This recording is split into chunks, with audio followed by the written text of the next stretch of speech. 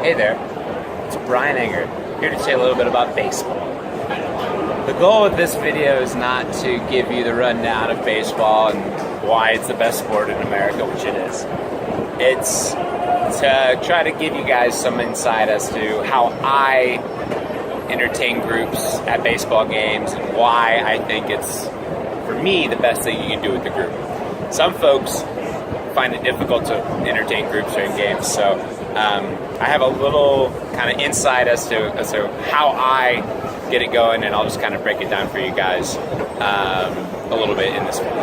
Okay, so first of all, baseball, America's pastime, America's sport. It's been the sport since 1876, okay? So this is the most American thing you can do with your group as far as sports go, okay? I'm gonna lean on my notes a little bit here, but I'm just gonna kind of go through the process with you guys, what I do with the group when I take them out. First of all, getting the tickets, okay? I've done group sales with different teams. So the Washington Nationals, for instance, I have a contact there.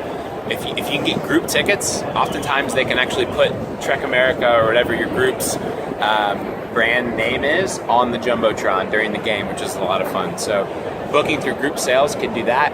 You can buy them online, super easy, very cheap. Or you can scalp tickets, but that's not preferable because, yeah, you're unsure. So online, group sales, or scalping, but that's not preferable. The number one thing for me is to get to the park early. Get to the park early, okay? So much about baseball, going to a baseball game, and I'm filming this at a baseball game, and you're gonna hear, go ahead, Ken.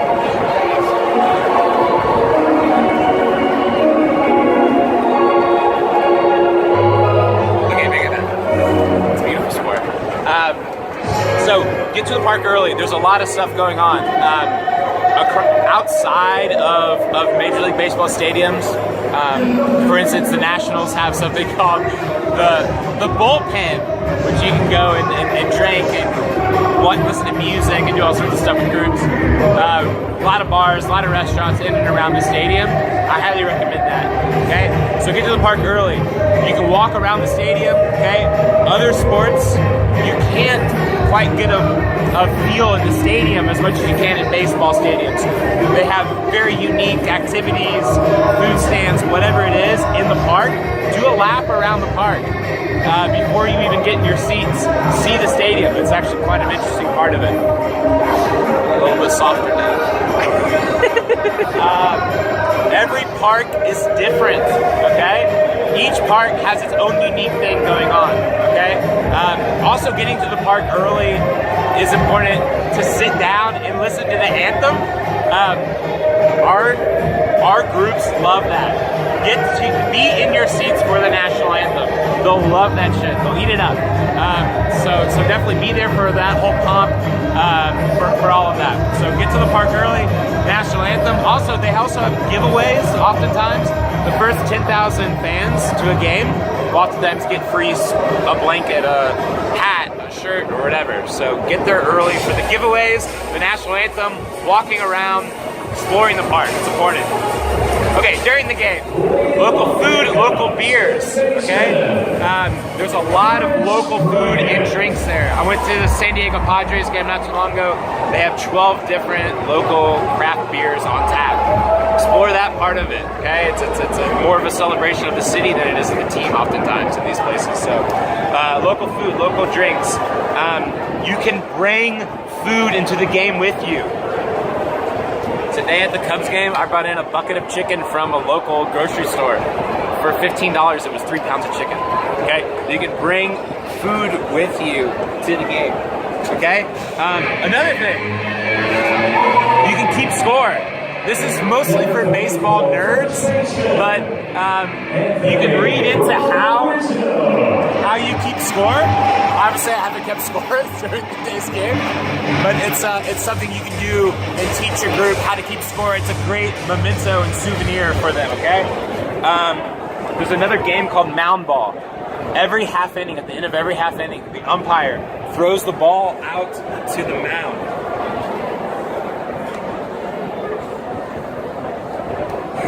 Good work. And if the balls, so everyone puts in $1 into a cup. Okay, I don't have a cup with me. Puts $1 into a cup, and if the ball stays on the mound, that person gets all the money in the cup. If not, they pass it along to the next person. Look it up, mound ball. It's a great game. 7th inning stretch. Take me out to the ball game. It's the best part of the game. Stick them around at least to the 7th inning stretch. Now, the question is, leave early or don't leave early. Look, if you buy tickets to a theater, a play, do you leave before the play's done? No, you don't. Okay. Same thing for baseball. I wouldn't recommend leaving early, but it's more important to get there early than to stay late. If you need to leave early, if it's DC and you 10 o'clock, leave early if you have to, but stay for the 7th inning stretch at least. Minor league games. We're in a lot of cities that have minor league teams. I do strongly encourage going to those games as well. They have more games. They have more it's cheaper. They have more hokey, fun things. It's actually better for a non-baseball fan than Major League Baseball because it has all these different distractions that take you away from the game. So I guess my point is I'm not here to convince you that baseball is the best sport, but I am here to try to explain how any fan of fun can enjoy a baseball game, and especially our international passengers will really enjoy it if you kind of keep maybe some of those things and things that you can discover on your own. But I'll leave you with that, and we'll pan across the beautiful Wrigley Field. Brian Egger signing off from Chicago, Illinois. Wrigley Field.